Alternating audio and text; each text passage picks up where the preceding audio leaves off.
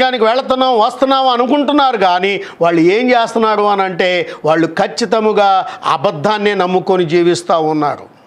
వాళ్ళు అబద్ధంతోనే ప్రయాణం చేస్తున్నారు, వాళ్ళు అబద్ధాన్నే నమ్ముకుంటున్నారు. నేను ఒకనాడు ఒక పాస్టర్ గారికి ఫోన్ చేశాను, బ్రదర్ ఎక్కడున్నారు అని. పాపం ఆయన అనుకుంటున్నాడు అయ్యగారు ఎక్కడో ఉన్నాడు కదా.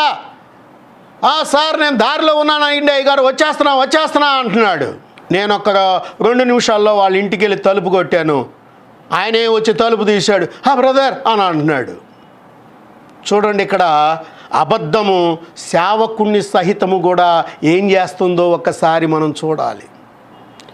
నేను ఆ క్షణంలో ఆ విధంగా వెళ్ళాను అని అంటే దేవుడు కూడా అలాగే వస్తాడు. నువ్వు ఊహించని రీతిలో నీ దగ్గరకు వస్తాడు.